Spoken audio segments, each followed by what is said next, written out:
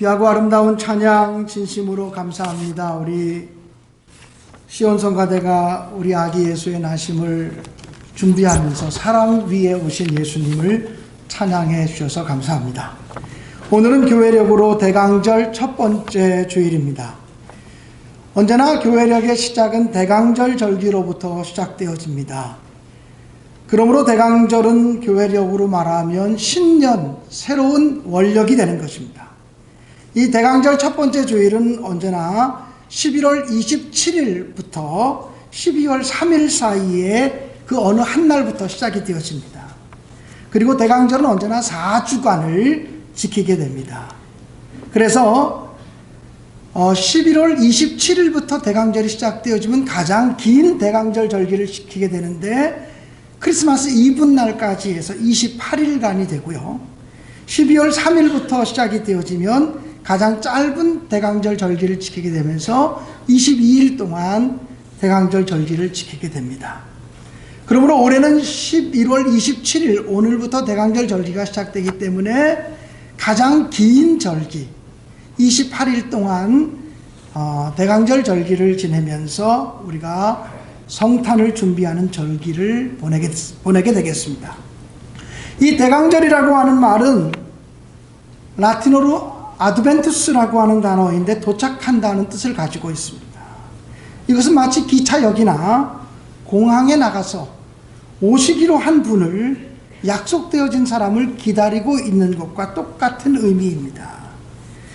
그러므로 우리 그리스도인들이 대강절 절기를 지키는 의미는 크게 두 가지입니다.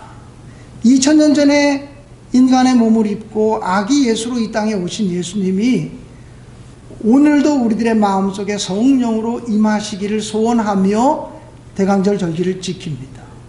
두 번째로는 다시 오실 예수 그리스도의 재림을 사모하면서 재림주로 오실 예수님을 기다리는 절기가 대강절 절기라고 말할 수 있습니다. 따라서 이 대강절 절기는 즐거움과 감사와 기쁨으로 기다리는 절기인 것입니다. 예수님께서 탄생하시기 전에 한 천사가 마리아에게 나타나서 구주 예수의 탄생을 예고하였습니다. 오늘 우리는 마리아에게 나타나서 말씀하신 천사의 말씀과 그리고 그 말씀에 반응하는 마리아의 모습을 통해서 우리가 성탄을 어떻게 준비하며 어떤 마음으로 신앙생활을 해야 되는지에 대해서 은혜를 나누려고 합니다. 천사가 마리아에게 나타나서 이렇게 말했습니다. 마리아여 두려워하지 말아라. 내가 하나님께 은혜를 입었느니라. 보라 내가 잉태하여 아들을 낳으리니 그 이름을 예수라 하라. 이렇게 말씀했습니다. 그러자 마리아는 너무나 놀라서 그 천사에게 대답하기를 나는 남자를 알지 못하니 어찌 이런 일이 내게 있으리요? 라고 말했습니다. 그러자 성령께서 말씀하시기를 지극히 높으신 이의 능력이 너를 덮으실 것이다. 그리고 하나님의 능력은 능치 못하심이 없다고 말했습니다. 그 이야기를 듣고서 마리아는 주의 여종이오니 주의 말씀대로 내게 이루어지이다. 이렇게 고백을 했습니다. 이 땅에 수없이 많은 여인들이 있지만 예수님께서 마리아의 몸을 입어서 이 땅에 오신 것은 결코 우연이 아니라고 저는 생각합니다. 천주교에서는 마리아를 굉장히 높이고 또는 숭배하기 때문에 마리아를 중보자로 여깁니다. 마리아에게 우리의 죄사함을 달라고 기도할 수 있습니다. 그러나 우리 개신교는 마리아를 존중히 여기긴 하지만 마리아를 중보자로 인정하지 않습니다.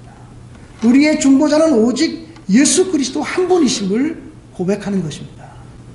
그렇기 때문에 우리는 마리아는 중보자가 아니라고 얘기하다 보니까 천주교에서 높이고 있는 마리아를 상대적으로 개신교가 잘 인정하지 못하고 그분을 잘 존중해 드리지 못하는 모습이 역작용으로 나타나고 있는 거 아닌가 하는 생각이 들기도 합니다. 그러나 마리아는 중보자 중에 한 분은 아니지만 우리의 죄를 용서해 주시는 분은 아니지만 우리가 마리아의 이름으로 기도할 수는 없지만 마리아는 분명히 훌륭하고 그리고 우리가 본받아야 되는 믿음의 위인이라고 하는 사실은 너무나 분명합니다. 그래서 오늘 우리는 이 마리아가 천사의 수태고지를 듣고서 주의 여종이오니 말씀대로 내게 이루어지이다 이렇게 고백했던 이 짧은 고백 속에서 마리아라고 하는 여인의 신앙이 무엇이었는지를 살펴보려고 합니다. 첫째는 겸손입니다. 마리아는 자신을 주의 종, 주의 여종이라고 말합니다. 예전에 우리가 읽었던 성경에는, 개역 성경에는 주의 계집종이오니 이렇게 고백을 했습니다. 여종이라는 표현, 계집종이라고 하는 표현은 가장 낮은 계급의 여자 하인을 가르치는 단어입니다. 이 마리아는 하나님 앞에서 자기를 가장 낮추었습니다. 종 중에서도 가장 작은 자, 가장 연약한 종이라고 그렇게 얘기하며 자기를 가장 겸허한 자리에 두었던 것입니다. 이런 겸손함 때문에 아기 예수님을 모시기에 가장 합당한 여인이 된 것이 아니겠나 생각합니다. 그러므로 사랑하는 여러분, 우리가 이 대림절 절기를 맞으면서, 대강절 절기를 맞으면서 성탄을 기다리는 우리들의 마음 속에 가장 먼저 간직해야 될 첫 번째 마음이 있다면 겸손이라는 것입니다. 하나님께서는 교만한 자를 대적하시지만 겸손한 자에게는 은혜를 주시고, 교만한 자는 하나님께서 망하게 하시지만 겸손한 자는 형통하게 하실 줄로 믿습니다. 그러므로 마리아처럼 겸손한 마음으로 아기 예수의 오심, 성탄을 맞이하고 기다리는 저와 여러분이 될 수 있기를 주님의 이름으로 간절히 축원합니다. 두 번째는 믿음입니다. 마리아는 남자를 알지 못하는 자신의 몸에서 메시아가 탄생하실 것이라는 말씀을 들을 때에 너무나 기가 막힌 말씀이었지만 그 말씀을 신뢰하며 수용하였습니다. 이것은 인간의 이성과 상식과 과학으로 입증할 수 없는 일들을 수용한 것입니다. 마리아는 본문 37절 말씀처럼 하나님의 모든 말씀은 능하지 못함이 없다고 하는 그 말씀을 믿었습니다. 나는 불가능해도 하나님은 하실 수 있다.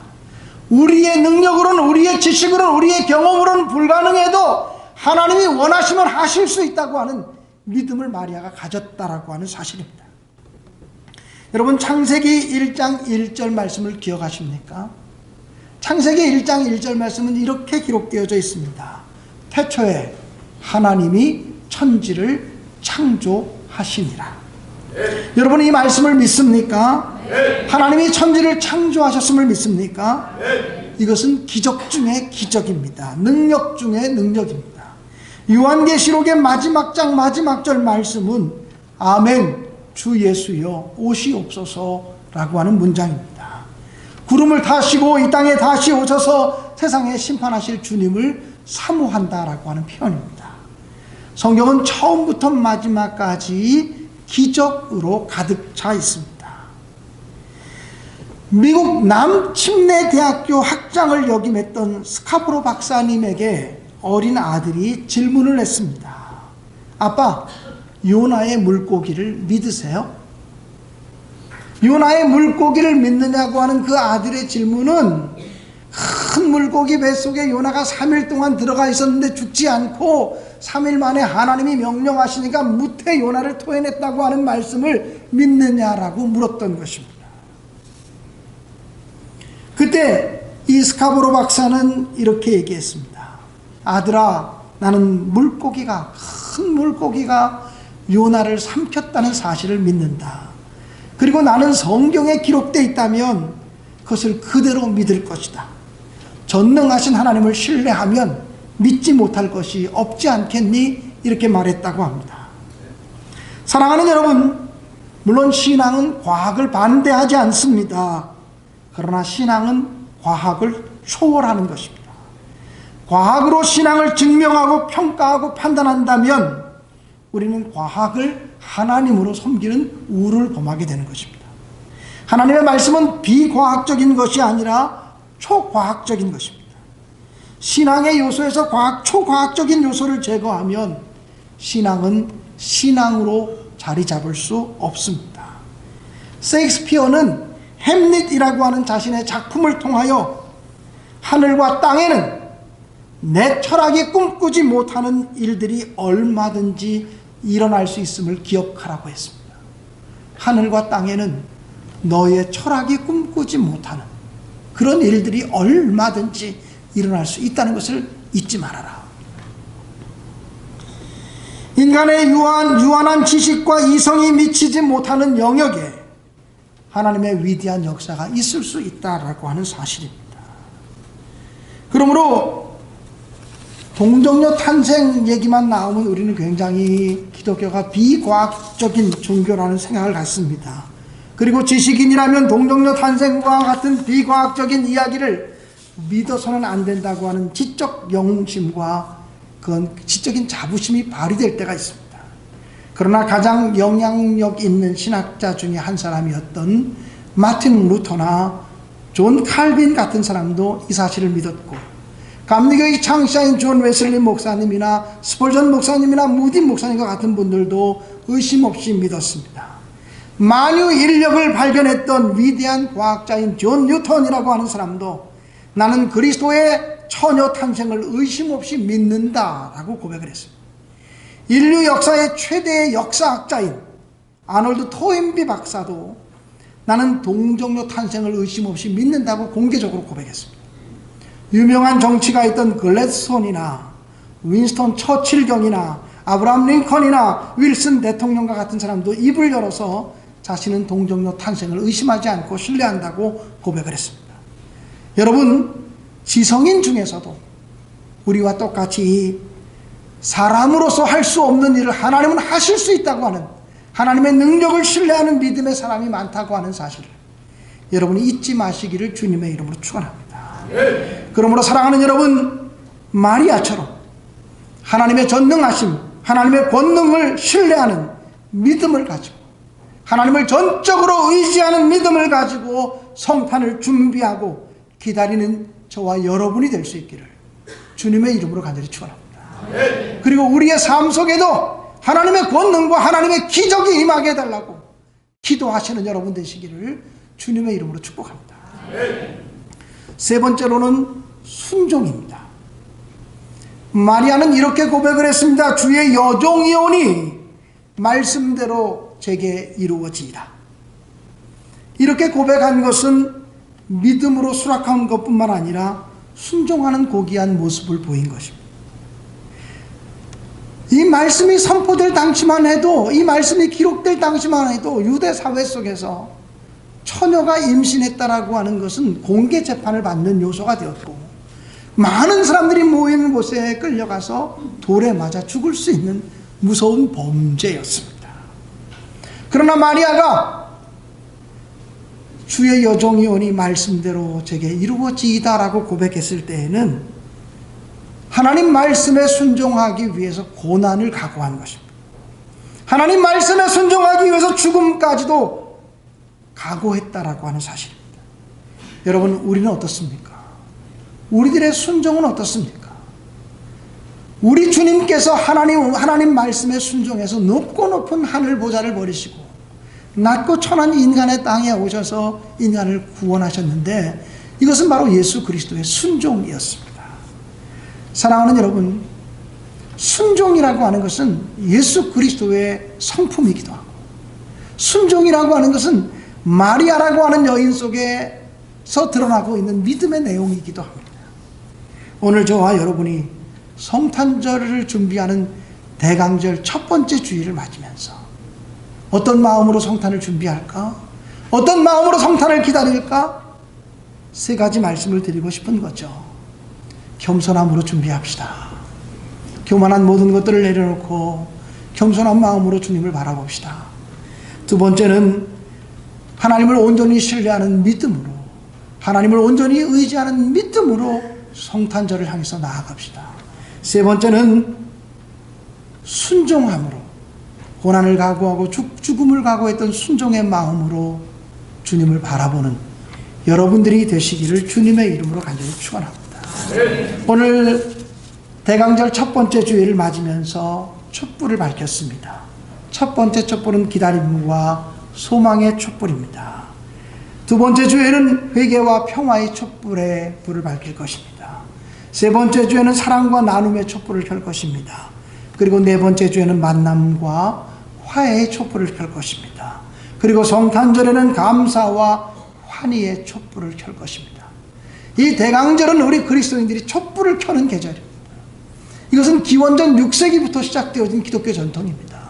기원전 6세기라고 말하면 500년대부터 이 대강절 절기에 촛불을 켜는 기독교 전통이 있었습니다. 이 촛불을 켜는 의미는 이 촛불을 통해서 이 빛이 모든 어둠을 몰아내기를 소원하는 마음 때문이었습니다. 아기 예수의 탄생을 기다리며 우리의 마음속에 모든 어둠이 물러가게 하시고 밝음으로 가득 차게 하옵소서. 이런 마음으로 촛불을 밝혔습니다. 사랑하는 여러분, 우리가 이 대강절 절기에 여러분의 가슴 속에 어둠이 다 물러갈 수 있기를 바라고, 여러분의 가정에 스며들어 있는 모든 어둠이 물러가기를 원하고, 우리 신내교회 위에 한국교회에 드려져 있는 모든 어둠이 물러가기를 간절히 바라며 촛불을 켭시다. 이 나라와 이 민족, 이 사회 속에 깃들인 모든 어둠들이 물러가기를 소망하며 빛이 승리한다는 믿음을 갖고 전진할 수 있게 되기를 간절히 기원합니다. 그래서 우리가 지금 다시 말씀드린 대로 겸손과 믿음과 순종으로 성탄절을 준비하며 나아갈 수 있게 되기를 주님의 이름으로 간절히 축원합니다.